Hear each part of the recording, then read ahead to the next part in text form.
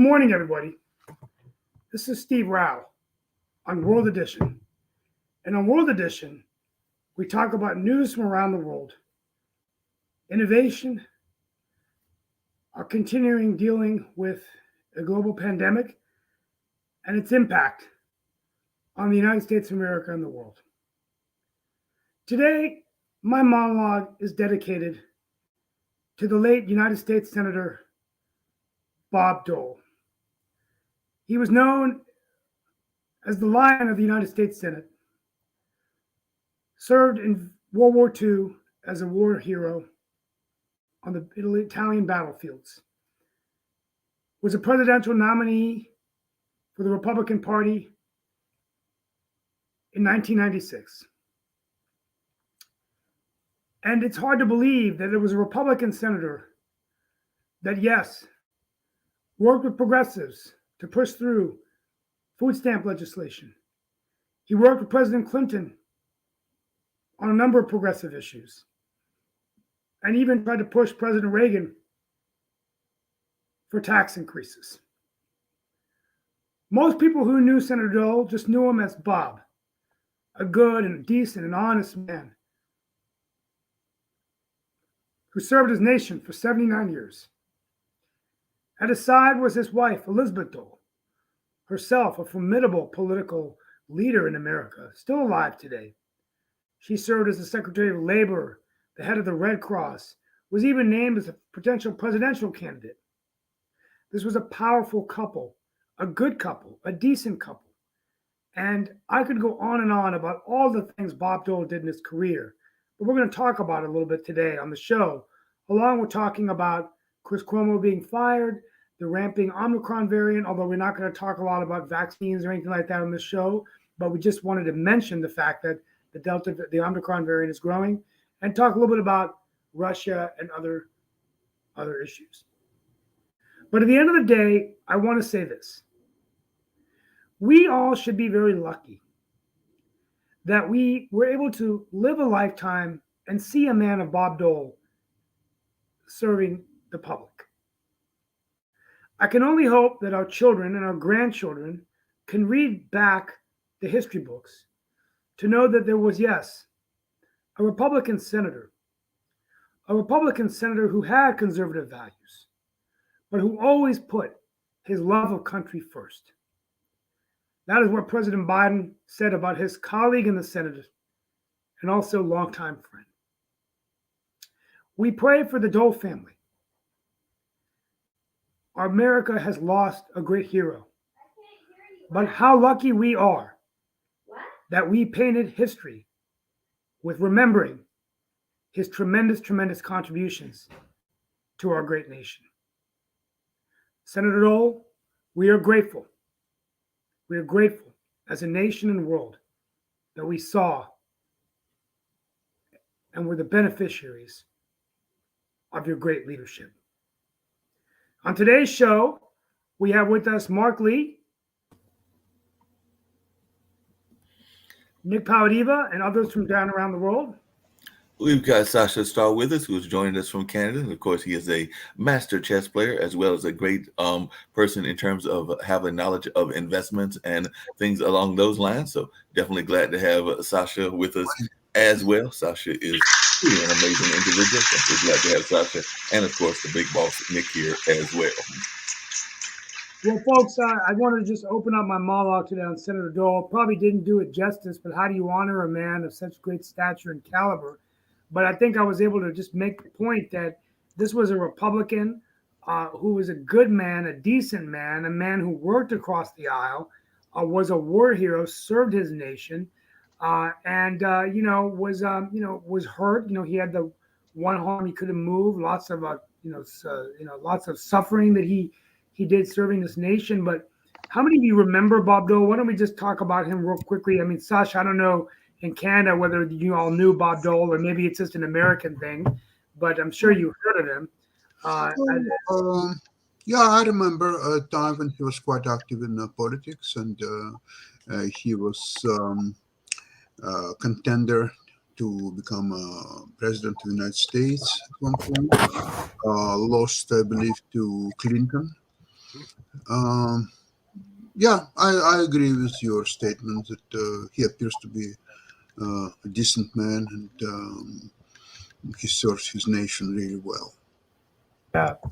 Mark Lee, any thoughts on Bob Dole? I mean, Anything? both Bob and his wife Elizabeth definitely lived a very long and productive life that was definitely one that should be honored because he did a lot of great work when he was in the Senate, including even coming up for different causes that he was involved in, including some around cancer. As we do know, he lost the battle to lung cancer, but he was also, like you said, one that would reach across the aisle and wouldn't always, get caught up in as much of the political divide as what we're seeing now and everything. Not to say that he did not have some folks that were constantly at his opposition and things along those lines, but I did get the impression that he was an individual that was not afraid to, you know, work across the aisle and to try to find a common goal in a number of things that were being put out there at various times during his Senate tenure and things along those lines. So definitely, I would agree with folks that he was a man of principle and a man that tried to definitely live according to those principles. May not have always agreed with everything that he believed in, but definitely, I think that he did do a great job of reaching across the aisles. And definitely, I think that that's why you saw people on both sides of the political divide that were honoring him during this time. So, like I said, I agree with you that it is definitely a loss to society, but we can say that he lived a long life and that it was full with a lot of accomplishments. And I know that definitely even Elizabeth Dole was, you know, courted to do things even here in our area as well of North Carolina and things along those lines. But definitely, I'm sure that she will greatly miss her husband and will try to continue his legacy as long as she is around as well. Shaquille Latimer down under, welcome. Happy Monday to you, or whatever time it is over there. It's uh, Tuesday over there. Tuesday. Okay, Tuesday. I always forget. Shaquille, what are your thoughts as somebody in another nation, but you've worked with America a lot? Even though you're Australian, you bring so much insight into this country. We're grateful. Uh, what are your thoughts about Senator Dole? What can we uh, learn from this man now that he's no longer with us? But we want him to be more than a memory. Don't we want him to be sort of an example of what public service should be about? Look, I think it's impossible to pay any attention to American politics without coming across the name Bob Dole. Right.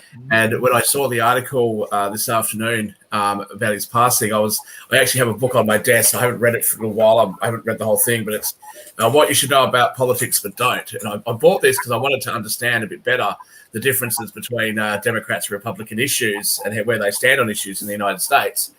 And of course, right up the top is a quote from Bob Dole, having read the book. So it's impossible not to come across him. I actually have that book. Do you? Yeah, Yeah. it's a good book. I've read of it so far. I'm not particularly far through it, as you can see. I've had the book for a few months, but I'm only so that far into it. But yeah, look, I will say that there's a few things there on the economy. I really like the idea that he was very against deficit spending. I think that makes a lot of sense. And I think Republicans and Democrats both have to really be careful about spending substantially more than they're bringing in for extended periods of time. Sometimes it's unavoidable. Sometimes there is a catastrophe that you need to respond to. But just as a general rule, the other thing is that he was a real champion of animal rights. So that's something that really plays close to my heart, obviously. So I think that he was the kind of person during his time that was able to reach across the aisle. It was able to really stand up for everybody. And I think we need to see more of that. The man was 98, 99? Yeah. I think he actually fought in World War II from memory. He fought in World War II. He was on the Italian battlefields there. He was severely injured. There's so many. He was from Kansas, and he died he just he served the nation for 79 years. So I think no. I think for me, when I look at him, I know that he paid a lot of attention to things that most Americans do care about. Deficit spending, as I said, animal welfare issues, healthcare was another issue that he cared about a lot. People who are a bit younger may not know that he actually ran against Bill Clinton, and after Bill Clinton won, Bill Clinton actually gave him the presidential Freedom Award, is it the Medal for Freedom, whatever it's called? So that it was obviously a very, very special man in American history. I would like to see politicians come back to that, because I think that most issues, whether it be abortion, whether it be healthcare, education, all those issues where there is a great deal of division, the division seems to be about extreme issues and not the core issues that people care about. People care about getting easier and fairer access to healthcare. They're not after, it doesn't have to be universal. It doesn't have to be all these different things. It doesn't have to be, tax one side, punish white people, that sort of stuff. That's not where most people are at. And I think that politicians can come back to those core issues. It'll be much better for the United States. It'll be much better for the world. We need to see politicians around the world doing the same thing. Yeah, well, I think we just wanted to, I could not begin today's show without speaking about Senator Dole. And we will hopefully, this will be a way for us to maybe use this opportunity to look back on his life, remember the way he acted, how he conducted himself with such dignity. And really, I think it's a real reminder to the people in the U.S. Senate and the U.S. Congress, and even the legislatures of our country that, we're all going to have different parties, different beliefs, but there should be a level of respect for one another. That good governing is honoring that the campaigns are over, and that we can govern and getting something done. And I think it's so hard today to do that. But Steve, he supported some things during his tenure that were not all that popular, even during his tenure. Let's be very clear that during the mid 60s, he was one of those that actually did support the Civil Rights Acts of both 64 and the Voting Rights Act of 65. And he did a lot of stuff in the area of age discrimination and led the battle to pass the American with Disabilities Act, as well as introduce the Equal Opportunity Act, which prohibits the use of racial and gender biases or gender preferences in federal contracting and with federal employment. So it was some things that he did that were seen now as being advances and very popular in a lot of ways that were not necessarily as popular at the time that he decided to throw his support behind them. Yes, absolutely. So, and that's those are normal Republican. I forgot to get. It was a little bit off the cuff. I was preparing another monologue, and then I totally remembered. My gosh, Senator Dole died. So hopefully, I did him justice in a. Sasha, do you have any thoughts and feelings on Bob Dole? I've already said something about it. Sorry. And so before we get into some different issues, it was a busy week in North Carolina today. At 6 o'clock in the evening, Durham, the city of Durham, will be swearing in the first Black female mayor, Elaine O'Neill, a judge who will become the new mayor. So that's a very exciting landmark development in North Carolina. And she's going to be taking on. There was recently a tragic shooting at the South Point Mall. And I don't know if there was any deaths, but it was scary at one of the most frequented malls during the holidays. And so she's coming into the city of Durham during a tough time. So Mark, what are your thoughts about that? Well, that's one of the things that she said that she would do even on her campaign, was that she was going to try to be very tough against the gangs and some of the other things that have caused these problems here in the community. I think that that's one of the reasons that she garnered the support that she did. And that's definitely one of the things that she said that she was going to do on a regular basis. And definitely she comes from, and Nick would be glad to know this, very much of that legal basis, having served as a judge here, as well as having been the dean of our law school at North Carolina Central University. And I've known Elaine for a while, so I do think that she will do a great job and will do an effective job as our leader. And of course, she's going to have to work just like anybody else does with folks that are of different opinions. Because while there are a lot of divisions here, sometimes not so much around race issues as around political action committees and things of that nature. We have the People's Alliance, and we also have the Durham Affairs group that is one of our political action committees, and they have always, endorsed different people. Some that are more moderate, and some that are more liberal, and very, very extremely liberal in that regard. So definitely there will be some attempts, even in that case, to reach across political divides and to solve these very pressing issues. And it's not just issues of the crime, which you are right isn't a problem here in Durham, but there have also been conversations around housing, because there are definitely rent hikes that have happened in this area. Some of our public housing has been in the national news as well as our local news because of there not being up to the greatest upkeep and things along those lines. So those are going to be things that she's going to have to deal with. I think public transportation was another issue that was talked about during the campaign trail, and a number of other issues that lots of, like with any politician, lots of promises were made. Now we're going to have to see what kind of actions are delivered. So like I said, you can make promises all day long on the political trail. Now it's a matter of whether you can actually back the promises up and bring the kind of changes that are wanted here in the city of Durham. Oh, here's one of my favorite stories. Deals with Shaquille's favorite issue, gun rights. You notice that the parents of the shooter in Michigan were actually indicted for negligent homicide because they purchased a gun and somehow it ended up in their 15-year-old hand, which I think is good, because the thing is, because it is negligence. I mean, no matter how you look at it, you don't sit there and give your kid a gun and figure out that, oh, well, good things are going to happen. And it sends a message to these gun owners to be bloody responsible, which many of them in the United States, they just aren't responsible.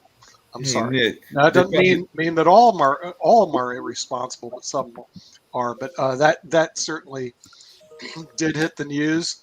Immigration, of course, no one cares about the people in Poland and the Polish border and the people on our border. Frankly, if you're an immigrant, go home. No one wants you, and the press needs to be a little bit more adamant about, look, we don't care about human rights. You don't have any, especially when it comes to border rights. Border rights are predominant, and human rights go ahead and die on the border somewhere. So the thing is, I think that was pretty good. And then here's the big one, which Steve, about. Just on that. Yeah. If you believe that people crossing, I know you said Poland, but I assume you're now talking about the United States. Well, the United States, yeah. If you believe that people crossing the southern border illegally who die at the border or as they're trying to cross the border is a human rights violation, you should be going after Mexico, not the United States. Well, I mean, the thing is, the real question deals with immigration laws in general. In other words, they're obviously they're pretty simple. If you're not allowed to come, don't illegally enter. Right. I'm saying. And the thing is, your human rights, you die at the border. Okay, just let's just get real. Okay, The United States has this crazy statute of liberty. It says, "Bring me your poor." Needs to change. We don't want your poor. We don't want your hungry. Don't want your starving. We'll give a yes, you do. They're the only people you attract. No, those are the people we tend to retain. Okay, because the thing is, you closed your borders a long time ago. Otherwise, what happens is we ship all those people to Australia, mate. You tax all your successful people until they leave, and you make yourself as unattractive as you possibly can to the successful people of other Western countries. Well, that's because you closed your borders. Okay, if you open your borders up, Shaquille, we will send you our poor, our starving. No, we don't want them. We don't want them, but we'll take your best and brightest. Thank you. Okay, well, the less gun violence. Come on over. I think that's what the U.S. policy should be. We'll take your best and brightest. Everybody else stays home. And speaking of which, we do have some good things coming up.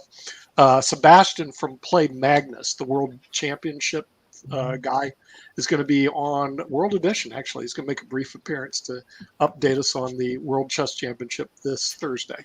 So he's going to be beaming in from Norway. I am working on getting a guest for this from NC Riot. We have the Connected Communities Conference this Friday, but I've just been so busy. But if we can't get them before the conference, we'll do it after the conference. Hey, real quickly, before we get to Chris Cuomo, from a foreign policy perspective, there is a lot of talk, worries about invasion of Ukraine, 175,000 troops on the border. And President Biden and Putin are supposed to be talking this week. So I wish I was a fly in that room to see how that conversation would go. But that's maybe interesting. maybe Biden can hand him another list of things not to attack. Yeah. Maybe, maybe, add Ukraine to the list. And, I mean, actually, that could be the hottest news of the week if they decide, well, the talks are going to break down and Russia says, hey, we're going to bring our tanks and take our fair share of Ukraine. What are you going to do, West? Which is a good question. What will the West do if he moves his tanks into Ukraine? I'll tell you what West will Yeah, do. okay. Let's. How do you play that chess game, Sasha? Here's what West will do, and here's what Putin wants. He doesn't need to invade Ukraine. It's a threat that will push West, including US, to sign written guarantees that the NATO will not move eastward in the next foreseeable future, at least until Putin is alive. And he's in good health. He's planning to be in power for next at least 35 years, maybe longer. So Isn't he 75? Isn't he 70 or something now? he's, there are several versions of how old is he. Nobody knows for sure. It's the Russian version. Also, I'm pretty sure he's using doubles, and therefore he might be there forever because he will just engage younger doubles acting for him. Maybe that's what Biden should have done. Biden should know that he's not very good at speaking or doing anything else. So maybe he should have had doubles to actually deliver his speeches for him. According to Wikipedia, he's 69 years old, and Wikipedia needs your donations because that's what they do. he swims a That's mile. what they Yeah. do. One of the founders of Wikipedia went on Fox a few months ago and said, "I've left it. Don't donate any money to it. It's turned into a woke rubbish. Don't donate any money to Wikipedia." That's what one of the founders said. I'm not saying I actually donate to Wikipedia. Well, I would just be curious. Also, Equatorial Guinea, which is it's actually in South America. China has decided in their infinite wisdom to establish a naval base there. Good idea. What do you think about that? Well, of course, you don't care. Come on, Shaquille. You and China are big buddies. Australia. I think it's a great idea. I think it's a great idea for China to do that. It's a very strategic location. And again, I don't hold any animosity towards China. They're acting in their self-interest, as I say all the time. It's us. It's all of us, our countries in the West, that have just lost our mind. I wish Elaine O'Neill the very best of luck, Mark Lee. I really do. Mm-hmm. She's going to declare, amongst many of the things that she's declaring, which I think are great, most of the things that she supports I think are fantastic. Mm-hmm. Racism is a healthcare issue. Racism is a healthcare crisis. And she's also going to launch a racial equity team, team or division or something. Meanwhile, Russia and China are working on hypersonic nuclear weapons. Yeah, that's a big problem. I mean, the thing is, it's a one-way street. We have the right to put our naval bases in Taiwan and the Philippines, but they don't have the right to put their naval bases in South America. But part of that goes with... Well, they've got the right to. What are you going to do? How are you going to stop them? Well, we're telling Equatorial Guinea, don't do it, okay? Because otherwise, who knows, the wrath of the United States will come down. And we have the Monroe Doctrine. We own everything in North and South America, except we don't care about the people in Central America. They can all die, as far as we're concerned, at the borders of Mexico. So we have a very interesting policy, foreign policy in Latin America. In other words, we want it our way, the highway, and we don't care way, depending on which way you're going. So for whatever reason, in their infinite wisdom, they go, well, if you're going to disturb us in the South China Seas, which we do, then we're going to disturb you in Latin America, which is the chess game that Xi Jinping has is playing with our friends in the U.S. Another great thing we're going to look at, I'm going to put the thing out on LinkedIn, is Tesla's love relationship with China. In other words, they actually are building a lot of their cars in China and shipping them to the United States. This guy, Elon Musk, really needs to be exposed of all the stuff that he does. I mean, the guy's a swinger. Now, you can like him or hate him. He is the number one topic on LinkedIn and Tesla, but no one exposes what he really does. It's almost like this guy gets a free pass by the media. Part of it is this. But who doesn't do that? So okay, anyway. no. Sorry, Elon I Musk don't like him because he's more like the Republican. No, because what he does, he punishes anybody who speaks against him. Okay, so Elon Musk has a very interesting dynamic with media. In other words, if somebody says something bad against Elon Musk, he makes sure it gets to him. So let me and punishes him. And, He's similar to he's like a let's Donald go. Trump.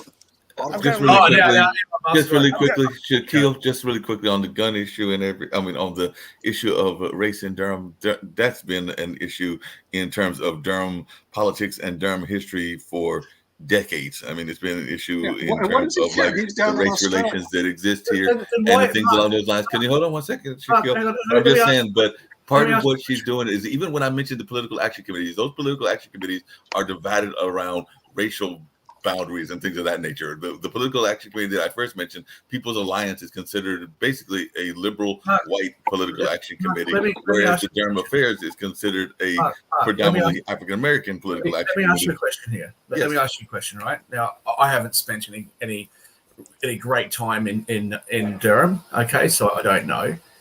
But what you're describing sounds awful, dreadful. You guys have been tackling this race issue for decades, and yet Durham remains this racist place that hurts people of color. Can I ask you, as a poor, oppressed black man suffering centuries of American oppression, why don't you move? First why off, don't you Durham do is somewhere else? Durham's my home, and I love Durham's history. I love Durham's how could you? background. Wait a minute, Shaquille. Hang on, how could you? I did move to Raleigh one time. I didn't like Raleigh. Raleigh wasn't for me. I didn't like Raleigh. Raleigh's got its own issues and everything. So I did move to Raleigh. I lived in Warrenton, which is a whole rural town, and I didn't really like that, even though I was living there with my family. So I have lived in other places other than Durham. I just personally like Durham personally and everything. And I have said that Durham has some great attributes as well. Durham is part of the Research Triangle Park, and definitely is a great city in that sense. There's some great science innovations here. Duke is here. North Carolina Central University is here. Hold on one second. If you want to go there, we're going to go there. And like I said, so I'm just saying that there are some issues that have happened within the conversation, and everybody that's run for office, including a mayor that I loved dearly and everything, Nick Tennyson, who, by the way, was a white mayor and very much involved in real estate and development and everything, and was a good mayor. I thought that Mayor Bale was a good mayor, who was an African-American mayor. So we've had mayors that have been good of both races, and they have all talked about the fact that there is some racial issues that exist here, whether that's in our school system and the way that some of our youth are not being taught as effectively in some of these schools that are predominantly African-American, or whether that's in some of the other things. That's any town, any city, anywhere. There are issues that can be addressed and can be fought for and everything. So don't get it wrong, or don't get it twisted in thinking that I do not love my city, and therefore but it, like any city, I'm sure even Perth and Sydney and the places in Australia have their issues, and the same with Ontario there in Canada and Toronto. I'm just saying that, like anybody, I want my city to improve. Okay, guys, I've got to leave early. I've got to go on a podcast, but I want to end today with just some final thoughts. I want you guys continue the conversation. We weren't able to talk about Chris Cuomo. We'll talk about him tomorrow. Now there's new allegations surfacing of sexual harassment. It looks like the Cuomo family has taken a hard hit, both with former governor, and now Chris. Secondly, I do want to talk about what's going on around the world with China and Russia. And I've been doing some thoughts on nationalism. And I want to talk tomorrow with Shaquille Latimer and Sasha Starr. And by the way, Sasha Starr. Sorry, I won't be here tomorrow night. Oh, okay. Well, Sasha Starr heads up Economics Monday, and a bunch of he's got a lot of business insight. But one thing that we should talk about on World Edition is, economically speaking, what is the outcome going to be if there's this continued crackdown by Xi Jinping on capitalism? So going after Jack Ma, going after and having the government take control. So on 60 Minutes yesterday, they were talking about, they had an economist who was almost justifying, well, look, we can do this. The government's going to take control. Give me an example of where government-run countries have done well. And, Shaquille, your former nation, the former Soviet Union, now My Russia. former nation, you mean Sasha? No, Sasha. That's what I meant, Sasha. The Soviet Union dissolved, right? Obviously, and so is this push for nationalism to create a sense of unity? And is that what this premier is really worried about? That eventually China could become like Russia, where the Chinese people say, "Look, I don't need to be allegiant to the government of China. I can go do whatever I want." I don't know what's driving this, but it's a bit unexpected. Of what this guy is doing in terms of changing. He's reverting China back to kind of a command control, government run communist country. And what is that going to do to our stockholders who are actually investing money in China, vice versa? And, companies that are being delisted like Didi.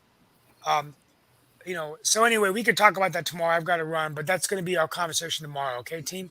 Appreciate you. Hey, Dan. Hang on, Mark. Everything. Hang on, Mark. No, I'm not letting you off the hook yet. Yeah. Right. So I'm going to get straight back into this. Right. So you gave me a whole big lot of fluff about other mayors and all this sort of stuff.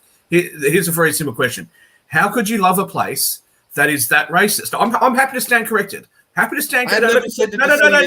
You let me finish. I'm happy to stand corrected, okay? I haven't spent enough time in Durham, so maybe Durham really is this place that just oppresses and grinds people of color. Maybe that's what happens, because it's so bad that if we take it seriously, it's a healthcare crisis, okay? When we've suffered through the pandemic, we're still suffering through the pandemic, okay? Elective surgeries are pushed back in order to make sure that we deal with the current crisis, which is the pandemic. So what should happen? What should happen now? Well, first off, I have to read the exact quote that Elaine said. I'm not going to just take your word on what she said. That's what's on her website now. If it really is a healthcare crisis, I will go to the website and I will check it out. But I'm just saying, if it really is, let me finish. No, I let you have your say. If it really is a healthcare crisis, racism is so bad in Durham that after decades of them trying to do something about it, it is a healthcare crisis. Then what should happen is when you go in for an elective surgery, they should say to you, "Look, I'm sorry. You just need an ingrown toenail removed. You're going to have to wait a couple of years because we've got a more serious emergency. It's racism. That's a healthcare emergency. Give me a break." My guess is that she's talking about two things. One, my guess, and I don't know this for a fact, so I haven't talked to Elaine about this, but my guess is that she's talking about, one, the cost of healthcare for somebody that is in a, and you'll be glad to know this, that it's not just around racial areas, but in a poor area as well, and that there is some gaps in the sense of the way that people are treated on the medical spectrum and everything. And I also know, because I had Delon Canterbury on one of the shows recently, that there is a healthcare disparity even in the sense of the way that COVID is being treated. And part of that is because of biases that exist within the African American community. Hold on a second. I'm saying, wait, you let me finish, Shaquille. I'm saying that the bias is because of some past history. So there are still some people in the African American community that are still very much concerned about the Tuskegee experiment and some other things that were done historically, and therefore they have not gone to get their vaccination. And there have been efforts to deal with that. There was an event on the 4th that was actually targeted to a specific part of the community that was not being vaccinated because of that history. And that's what Delon Canterbury was talking about. So Shaquille, all I said is that there are some racial issues that exist even in healthcare. When I brought that up about that experiment, okay, and I couldn't pronounce the place properly, right? You guys said, "Oh, no, these people are just anti-science," blah, blah, blah. Now all of a sudden, purposes. Now all of a sudden you bring it up because now all of a sudden it suits your purpose. Say, "Well, the poor black people are biased." You know what? Listen. If you want to try and do something about racism, fine. If there are gaps in the system, especially amongst poorer people and poor black people trying to get into the system, trying to get a leg up, fine. Do something about it. Don't tell me it's a climate change issue. Don't tell me it's a healthcare issue. Don't pee on my leg and tell me it's raining, as Judge Judy likes to say. Well, I'm sick and tired of you using that. And I'll say this is not directed at Elaine O'Neill. She's a Democrat, so this stuff has probably been done for her. Okay, I wish her the very best. I actually know a few things about her. I think that she'll be a great mayor. But I think she'll be a great mayor as well. And then, like I said, there are different folks, and this is actually, I'm glad that Dan's here and Nick, because she does have something, and was comes back to an issue. Are we going to get her on the show? I've invited her, You and might I'm hoping request that she'll me be not on to the be show very around. shortly, and maybe I'll even invite Shaquille on that show as well, because I do know Elaine. So I'm hoping to get her on the show. She was actually supposed to be on doing the campaign and everything. I did have one of her opponents, Javiera, on, who is actually Latin American, and that became a whole conversation as well when there was an African American woman running against a Latin American young lady as well. And there are divisions even in the Latin American community, because they're not everybody, that they're not a unified group. Because like I said, one of her opponents is from, I think that she's from Argentina, Javier is. I think that one of her political opponents is from Chile, if I'm remembering correctly. But I know they're from different Economic parts of Latin economic America. release and recovery. Hold on a second. Address the economic impacts of twin pandemics. Hold on one second. We got Dan here. I have a question for her, because there was an Office of Gun Violence Prevention, which is one of the things that Elaine O'Neill wants to create. And in 2013, the state of North Carolina overruled firearm regulations, which were enacted by the Durham local government. So they actually had some local government, and I can't remember who was mayor at that time off the top of my head, but they had some local government firearm regulations, and they put them into place. And then the state of North Carolina, not the federal government, actually came in and said, nope, can't do that. It's even though we say that we like local politics, we're going to enforce our rules, and therefore you can't create your own rules. So there's a thing what called is the your thoughts about Constitution. that when people are trying to create their own gun laws, maybe on regions or cities and everything, and then the state or the feds come along and they're like, nope, can't do that. So I was just wondering, from a legal standpoint, did they have a legal leg to stand on? Apparently they did, because it barred the county, it was actually the county, from enacting its own rules. So I'd love to hear from our legal experts. I think we've lost it. What's the question? Whether state folks should have the right to overturn local laws that might be on these contentious issues like gun laws, and there are several other contentious issues. But sometimes the cities decide to create a rule, and then the state comes along and says, nope, can't do that. So it differs from state to state. It depends on the state constitution and how the laws have been set up. And it could be that the state legislature or the governor has the right to preempt any local rules that they feel is not consistent with the state law or the state constitution, especially if they're overly progressive and they're politically motivated. So that can be an issue in a lot of places. It's just like the whole issue of federal preemption that the federal government likes to scream on about when it serves their purpose, unless they could preempt and don't if it serves their purpose. So, it becomes a political football, whether who decides to take responsibility and who doesn't. It depends on whether they promote the cause or not. And so that'll vary from administration and political philosophy to political philosophy. And I don't know anything about the local politics in your area. Gotcha. So, and I don't know anything about the particular character of the people that are involved here. So, I mean, I'm neutral. Cool. Well, you can't be neutral, Dan. Like, that it's a racist place, according to Mark Lee. Oh, I kind of doubt that. Well, I mean, it's in the South, so it's likely a little more racist than downtown Salt Lake City, but it's but it really doesn't whether or matter. not Because are there even any black people in Utah? Come on. Yeah, actually there are. I spent plenty of time in the South. There's no racism. There are a lot of folks of multi races in Utah. Actually, all you have to do is be cognizant of the fact that the majority of the population in Utah is Latter-day Saint, and it's a worldwide church, and there are members all over the world who are from multicultures and multi-races. But see, it really doesn't matter about guns, because the thing is, every time you see guns, you're always going to run into Second Amendment issues. It's that stupid 1700 law. So when the Second Amendment is supposed to counter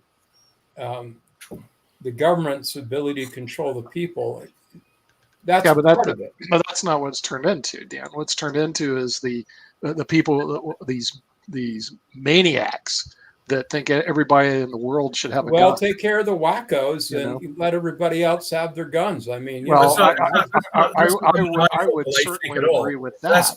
That's not a maniacal belief at all. If you are an American, Not okay, if you are an American when citizen, we have the biggest amount of gun violence in the world. if you are an American citizen and you have Except just Dominic. the tiniest ounce of patriotism and respect for your country's history, it is not just your right, but it is your duty to go and buy a gun, to learn how to use it, and to own and control a gun or two.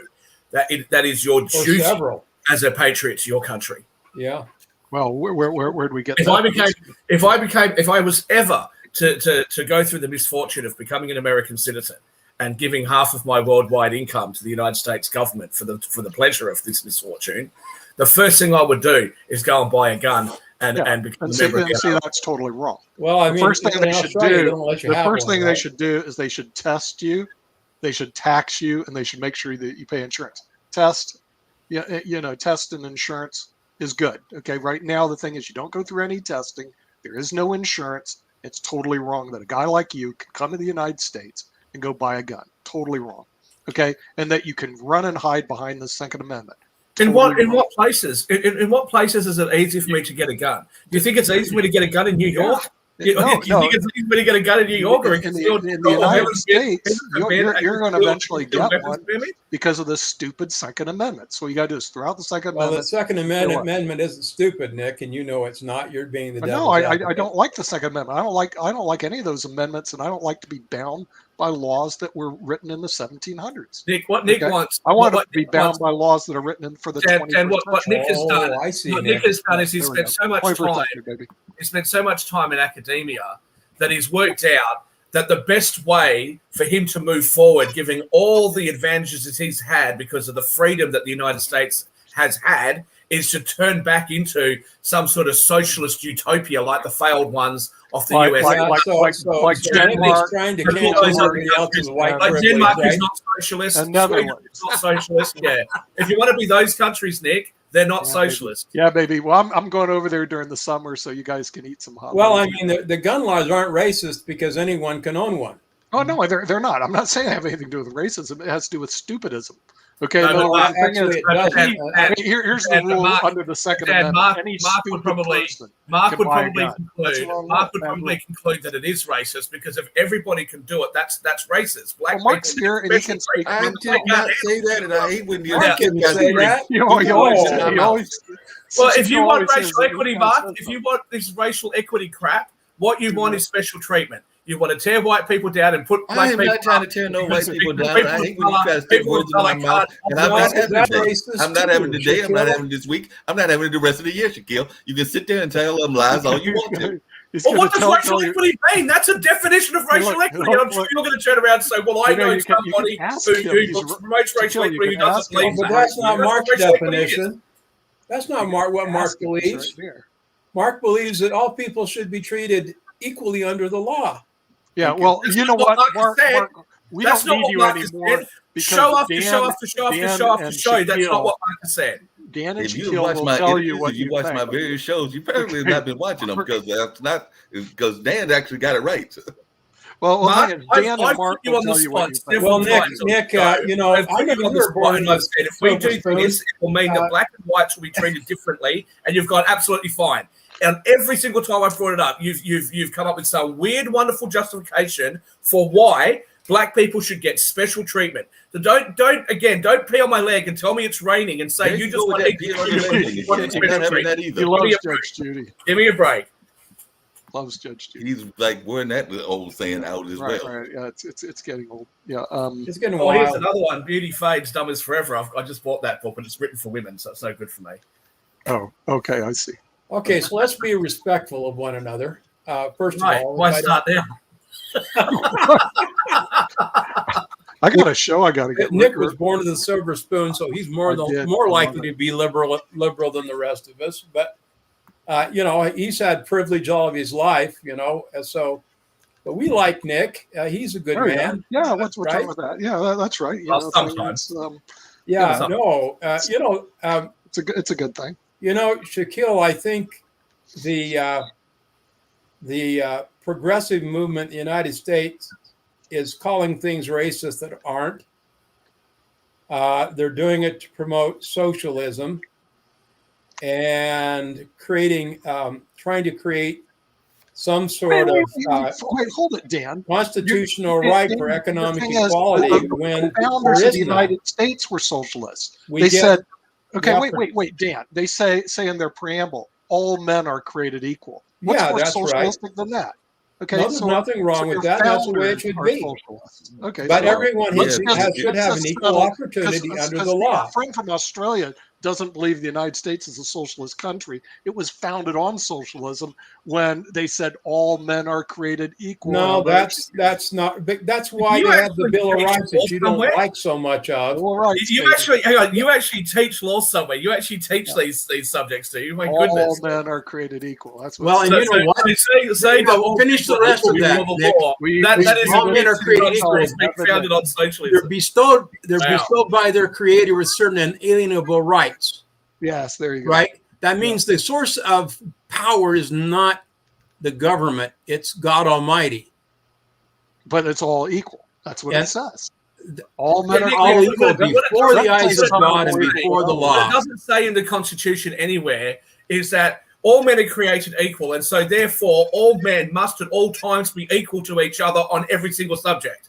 If Sasha is a better chess player than me one day, what we should do is say, Sasha, from now on, you have to play chess without a queen and You don't without have two to be rules. so defensive. I mean, how ridiculous. You know, that's what those No 1700 more ridiculous than the buddies three of yours clause. said.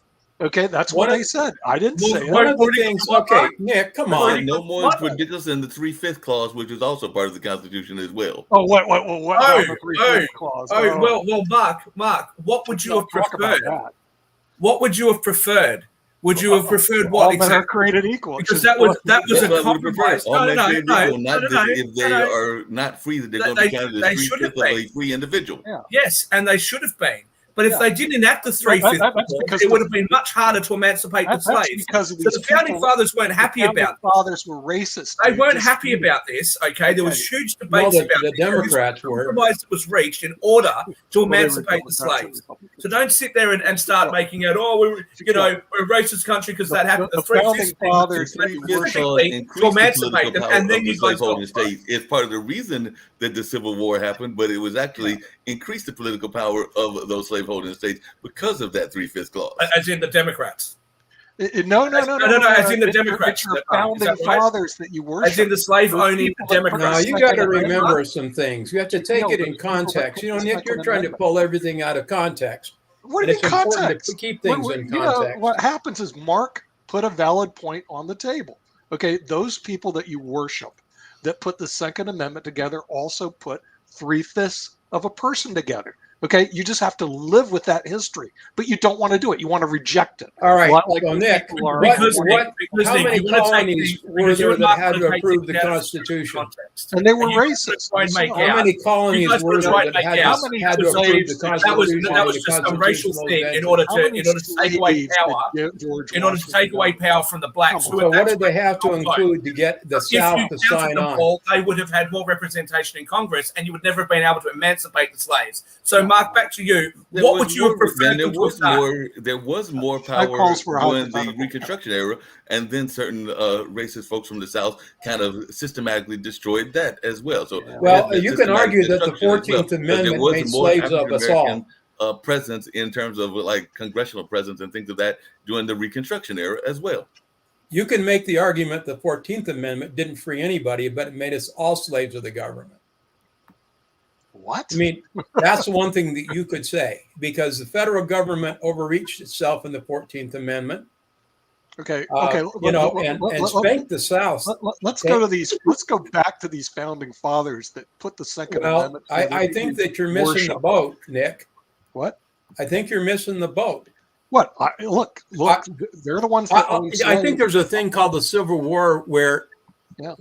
hundreds of thousands and millions of men died There were 600,000. of all races on both you. sides. Yeah. for the right for the slaves to be free.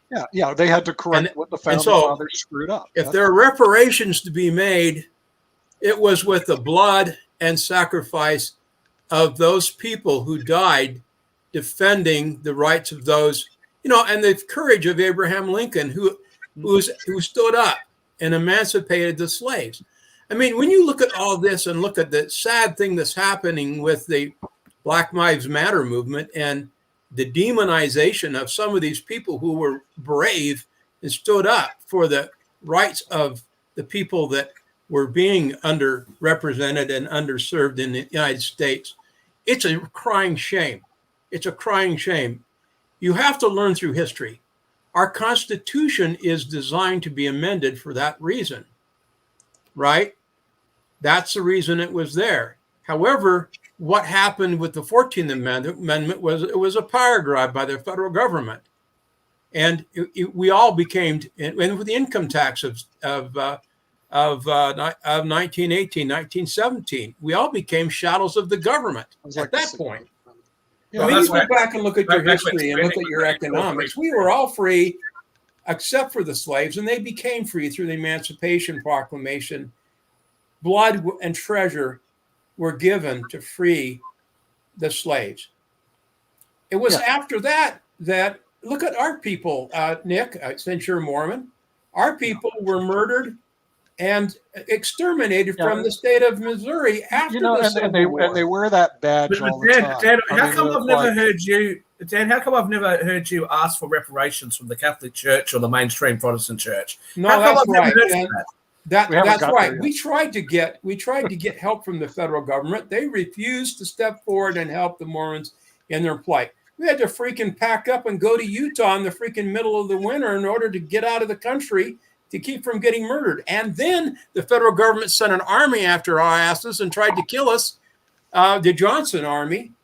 And so we were able to prevent that. They call that religious freedom. But Mark, I don't know anybody that's the only discrimination in history blacks like they persecuted the Mormons.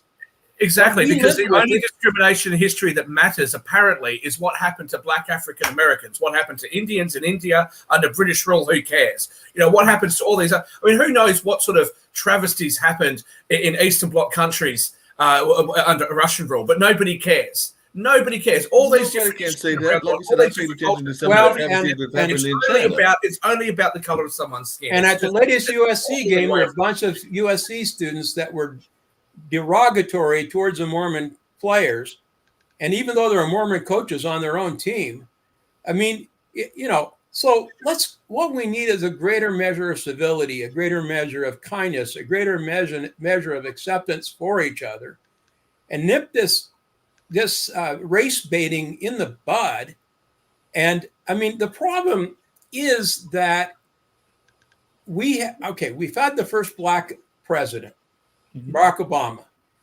The country was more divided in his presidency and there was more violence going on in the cities during his presidency up until the riots leading up to the election, which were all derived. A lot of those people weren't even black. They were white chaos creators in Portland and other areas that went to decide to destroy stuff. We got mobs during the Biden administration, mobs attacking stores and stealing, And CNN had Van Jones on, and Van Jones says, well, this is a repudiation in part of Barack Obama because he's black. America wasn't racist enough to elect him the first time, wasn't racist enough to elect him a second time, but then because they elected Donald Trump instead of Hillary Clinton, America's racist. It's just so pathetic how you guys pick and choose what you want to, how you want to describe something in order to forward this narrative that the United States is the most racist country on earth, when it's probably the least, or it's one of the least racist countries that I've ever been to. Yes, it can improve things. Look at the other countries and what they've done in their history of human rights violations. The United States really has a good record. Of course it does. But I mean, there are some countries that are equally as good, if not better. Canada, Australia, New Zealand, for example. But as I'm saying, it is one of the least racist countries on earth. But you wouldn't know it if you're an alien who could drop down onto the planet and all you got to see was the news. You would think the United States is a hellhole. And it's so sad because I talk to a lot of young people in America, and they have this impression that the United States is the worst country that ever lived. These are the people that are whose emotions are we'll probably inflamed to talk the about point that that on they Medium would Monday. burn the Talk about American that on flag Medium Monday. and That's kneel because for an across American the board, and kneel for an American national anthem because they feel that the United States is such a bad country. And it comes from people not trying to teach the kids what the history is and why they should be proud of their country. well, first off, a couple of things. One, we're probably going to talk about that on Media Monday because I agree with something that Kim has said before, which is that a lot of the news, and I've got a journalism degree, is it bleeds, it leads, which is basically the going after the sensational aspect of the news. I don't know how many times economic issues or even racial issues have come up on the local news here. It's basically whatever the latest crime or the latest car crash or whatever else it was in that sense and everything. And I'm also not a big fan, and we've talked about it on this show and other shows as well, of the highlight reel version of history as well. And that's what is the part of our problem with education, is that it's the highlight reel version of history. And I'm not saying that you have to give all of history, because that would take forever and a day to do it, but you don't just have to leave it at Abraham Lincoln, George Washington, Harriet Tubman, Frederick Douglass, Malcolm X, and Martin Luther King. And I'm just using those as examples, but that's what I call the highlight version of history. And sometimes, well, yeah, because people don't have the time to look at everything else. That's all you do look at is the highlight reel. The great Doc Everett is the person who's behind the United Nations Universal Declaration of Human Rights. I guarantee you that you wouldn't find any Australians that would even know that, or who would even know who he is. Okay. So to me, that's the problem. We just lost. We should pay more attention to every single historical figure that we've ever had. I didn't say you had to pay attention to everyone. Prime ministers ago, I wouldn't have a clue. Yeah, I didn't say you had to pay attention to every last one. I mentioned a couple of the mayors that have been here in Durham. Yes, I know some of them, but I'm not going to say that I know them all the way back and everything. But I definitely know quite a few, just because there's a big push around knowing our local history here in this area. I think quite a few people would know our last 4 or 5 mayors, sometimes because they have made some sort of history, whether it was the first person that was tied to real estate in the sense of Nick Tennyson and things of that nature, or whether it was the first African-American one, male, or now the first African-American female, or whether it was the first Latin American one that decided to run. So some of those are put out there in the context of their running and everything. But you're right. And I'm not saying you have to learn all of them. I mean, we talked about Bob Dole at the beginning, and there were 2 other historical figures that also passed away. And one of them was actually involved in the whole battle around censorship and was originally from here, even though he made Maryland his home. But do you think that was Phil Harvey? I mean, Phil Harvey was considered a long-time fighter. Do you think that children he created Adam and Eve? Do you think the children in 2120 are going to look back and know who Thomas Clarence is, or know who Thomas Sowell is, or know about Bob Dole or Donald Rumsfeld, or so many other high-profile people, Colin Powell? Do you think that the kids in 2120 are going to know that 100 years from now? 100 years from now, I would hope that they would know Bob Dole, and I would hope that they would know Colin Powell. You're going to try and suggest that if the kids today don't know who somebody special in some area was 100 or 200 years ago, that indicates the racism inherent in the education. I did not say that. You keep trying to put words in my mouth. I'm not having that, Shaquille. I'm not having that today. I'm just saying that part of the knowledge of history is us having a more inclusive and a more thorough knowledge of our history. And that is part of what I am asking for and everything. I'm not saying you got to know every detail. I'm not saying you got to know everything. I'm not saying that there got to be every African-American leader or every Native American leader. What I'm saying is a thorough view of history. And I think that is what I'm saying that's beneficial for us all. It's not up to you. You don't have the right to lobby government to get that into the school curriculum. It's up to the parents, not you. Sasha. I don't have the right to lobby. Okay, my final word on racial issue is, and it actually worries me quite a bit. I think on one of the shows I've said that there are more than 200 countries belong to World Chess Federation. And there are about 2,000 grandmasters in the world out of all countries. And out of 2,000 grandmasters, there is only one black African-American grandmaster. Only 1 out of 2,000. This is completely disproportional if you think that there are so many African countries that are part of the World Chess Federation. There are so many African Americans live in the United States, of course, and so on. And just one, it's injustice. I think the country which elected black president 12 years ago, and re-elected him, by the way, 4 years later. I think this is something what you should really work, because you see, the problem is that, for example, there is an inequality between women in chess and men in chess. Apparently, I already apologize, but it's a proven fact that men are much better chess players than women. It's a fact of life. It's nothing to do with me or with you or with anybody. It's a fact of life. I've read many explanations of that fact, because the left and right part of the brain wire differently, men and women and so on. That's okay. But now, if African American cannot be in chess as good as other races, so what would you suggest, that their brains are wired differently? I refuse to believe it. I really do. So something must be done about that. I don't know what, but this is incredibly I don't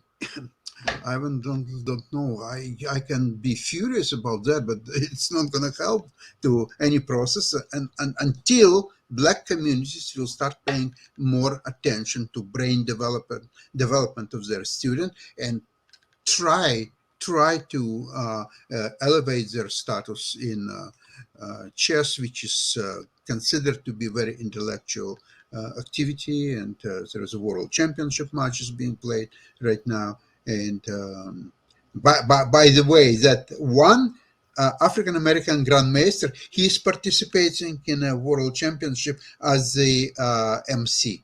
He introduces players or so on. It's very, very good. I met him actually a few times. He's Maurice Ashley, his name. He's very, very good. He's from, by the way, from Bronx, New York. So we're going to have to ask Magnus about that, because I just pulled up a quote, and apparently he said chess societies have not been very kind to women and girls over the years, and certainly there needs to be a bit of a change in the culture. So he's even saying that there needs to be a change of culture in the way that women are, I guess, trained, the way that they are looked at and everything. But we're going to have him on the show on Thursday, so we can ask him directly. So like I said, Nick told me that he's going to be on the show, and I just saw this quote, so we can ask him directly his opinion on that, since that was a quote that I found that he put out there as well. So I think that if I forget, Sasha, you will remind me to ask him about that particular quote. I think I've got good notes, and I think I'll remember. But if not, Sasha will remind me to bring that up to him and everything. Dan, I was glad you were able to join us this time. I know you might be bouncing over to Economics Monday and everything, and I'll be joining Media Monday at noon. I think Sasha may be heading over to Economics Monday as well. So on that note, we're going to get on out of here on Media, definitely on the World Edition, and definitely it was a great show. Lively discussion as always, and they've had some moments of heated discussion, but that's what happens when friends have heated arguments and all of that. It doesn't mean that we don't like each other. It just means that we like to have heated discussions and to express our differences of opinion. So Mark, on that note, I wish you would have only one person talking at the time. When 2 or 3 talk together, it just doesn't make any sense, and I cannot hear anything. Okay. Understood. And I was, like I said, Nick and others are sometimes in charge along with me, but I will try to do a better job of refereeing as well. And I appreciate your advice and everything else. Thanks, Mark.